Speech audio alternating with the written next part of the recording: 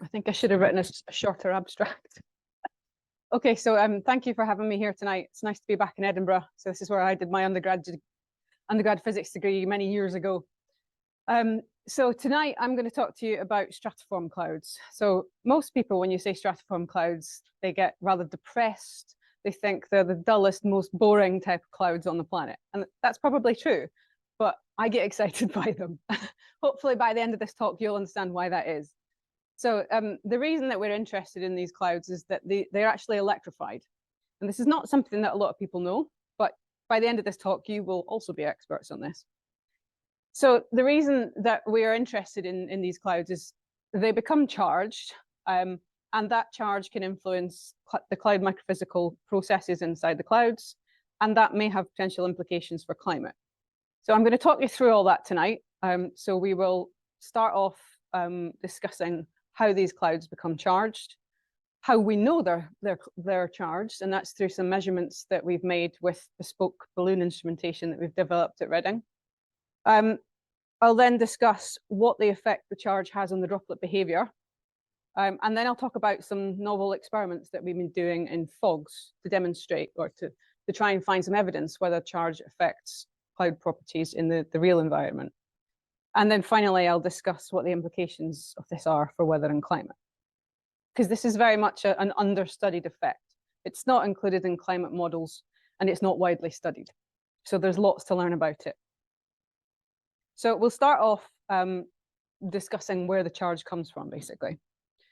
So if you forget everything else I say tonight, the one thing to remember here is that Earth's atmosphere is always electrified.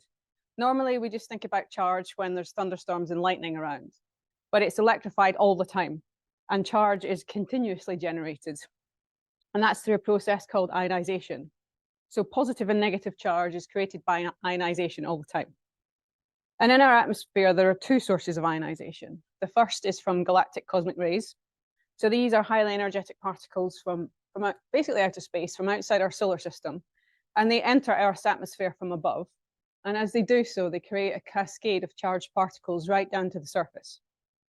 And because they come from outside our solar system, they're modulated by solar activity. So they respond to magnetic fields. The other source of ionization is radioactivity at the Earth's surface. So this is mostly from gamma radiation from the soil. And so this emits ions which can be transported upwards, but they're typically trapped in the boundary layer. So they're stuck in the lowest kilometer of the atmosphere. So this charge is being generated all the time. And initially, the charge exists in the form of really tiny nanometer-sized charged ions. But they don't stay tiny for long because they interact with atmospheric molecules and aerosol particles and droplets.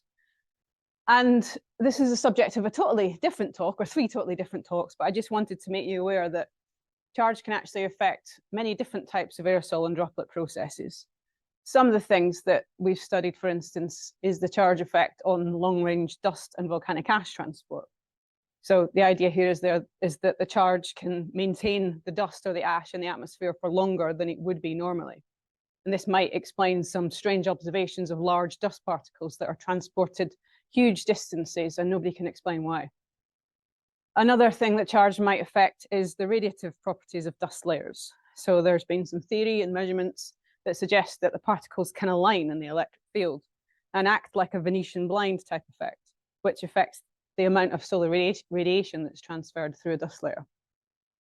And then the other thing, which is what we're going to talk about tonight, is the effect of charge on cloud microphysics.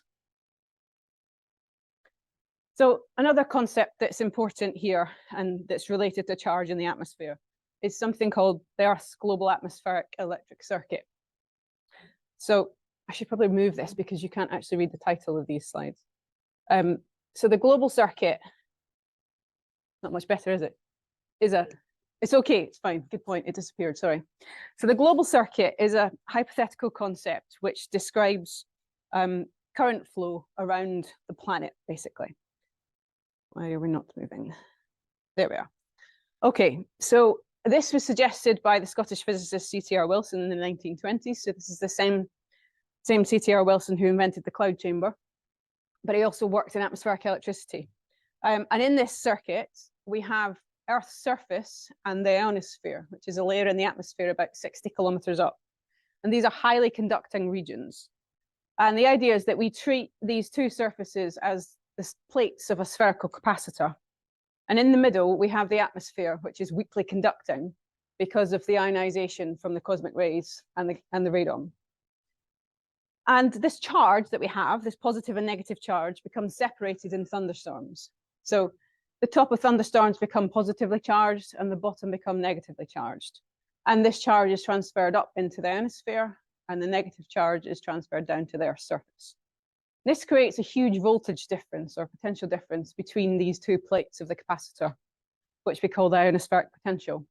And it's about 200,000 volts. So if you were to connect a wire between the ionosphere and the Earth's surface, there'd be a 200,000 volt difference, which is enormous. And that voltage difference, and because we've got charge carriers, means we have a tiny little current which flows, which we call the air-earth conduction current, or JC. And it flows everywhere. So it's not just related to thunderstorms. It flows in all fair weather regions of the atmosphere. It's flowing right now. So the two things that you've got to remember as we go through this talk, the two concepts are this vertical conduction current, JC, and also the concept of an electric field. So this global circuit sets up an electric field in Earth's atmosphere, which again is everywhere. And near the surface, it's about 100 volts per meter. So that means there's about 100 volts between my feet and about here. We also call it the potential gradient. So I'll use electric field and potential gradient sort of interchangeably in this talk, but they basically mean the same thing. It's just one's the negative of the other. So we've got a conduction current density and we've got an electric field set up by this global circuit. So what evidence is there for this global circuit in the atmosphere? So the idea is it's driven by thunderstorms. So as I say, this idea was first suggested in the 1920s. So in the 1930s and 40s, there was a lot of interest in investigating whether this concept was right or not. But in these days, we didn't have global lightning detection networks. We didn't know where the lightning was over the Earth. What we had was thunder day data. So this is an observer listening, saying, I can hear thunder today, and that's recorded as a thunder day data. So that means there was lightning and thunder on that day. And so through lots of painstaking observations and collating the data from all the observatories around the world, they managed to create this map of global thunderstorm activity. And so you see that there are three main thunderstorm chimneys on the Earth, one in the Americas, one in Africa, and one in Asia. And if you plot the surface of the Earth that's covered by thunder, or therefore lightning, as a function of time across the day, each of these blue curves is these three thunderstorm chimneys. And the time of day that it happens depends on the local afternoon time. So obviously local afternoon is first in Asia because that's when the thunderstorms happen. But when we plot it as GMT, it looks like this. And if you take the sum of all of these areas, then you get this global curve. But we're not used to looking at time backwards, if you like. So let's invert, or let's change it into what seems a bit more sensible to us. So 0 to 24. So the thunderstorm area changes like this throughout the day. There's a minimum in about 3 UT, and there's a maximum about 1900 UT. Now, at the same time, there was a wooden research vessel sailing the oceans called the Carnegie Research Ship. And this was making magnetic measurements and atmospheric electricity measurements. And it was measuring this electric field or potential gradient. And they found that regardless of where they sailed in the world, on a fair weather day, when there was nothing else happening, they measured this diurnal variation in the potential gradient. And it's got a minimum at the same time. Well, you can see for yourself. The two look very, very similar. So not only, so the fact that they measured the same variation globally meant that there was something globally going on. And the fact that this matched with the thunderstorm activity really suggested that, okay, it's thunderstorms that are driving the global circuit. So what does this mean for our clouds? So as I said, this conduction current, which results from the global circuit, it flows everywhere. And when it encounters clouds, it creates, or specifically layer clouds, it creates charge on the edges of these clouds. And I'll describe that in detail in the next slide. But the point here is that this is a very understudied phenomenon. most of atmospheric electricity has studied either thunderstorms or what we call the fair weather region, where there are no clouds. The semi-fair weather region, where the clouds are, has been largely neglected, so we don't know a lot about this. But these clouds cover 30 to 40% of the planet at all times, and there's an awful lot of them over the ocean. So this charging of these clouds is happening all the time, and we don't understand a lot about it. So that's a reason for looking at this. So how do these clouds become charged? Well, to do that, we have to think about some of these atmospheric electricity parameters a bit more. So we have to consider what's called conductivity. So conductivity is the ability of the air for a current to flow in the air. And it depends on this ionization from our cosmic rays and from our radioactivity. So these tiny little ions that are created in a cloud, they become attached to the droplets. And that means that the conductivity goes down when you have a cloud layer. So this is our cloud layer. We're going up through a cloud layer. So our conductivity decreases, is low in the cloud, and it increases when we get above the cloud. If we go to Ohm's law, which if you remember back to your school days, you probably did this in the form of V equals IR. It's basically the same equation, just written in a different way.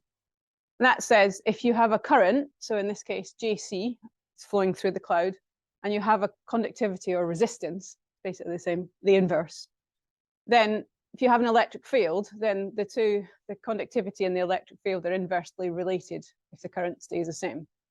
So because we have a conductivity decrease, we must have an electric field increase in the cloud.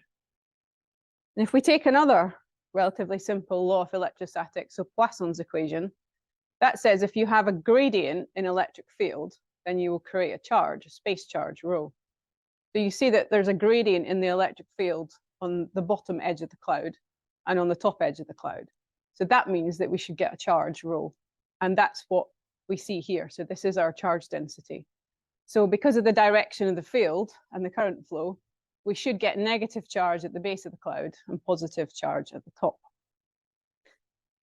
And if we manipulate these equations a little bit more, this charge depends on a few things. It depends on the conduction current, so our JC, which depends on the global circuit and therefore the thunderstorms. It depends on the conductivity, which depends on the ionization from the cosmic rays. It depends on the gradient of the conductivity, which is this bit here, which depends on the height of the cloud, but also the cloud droplet properties. So if we have a really sharp cloud edge, we should see more charge than if we have a woolly one, if you like.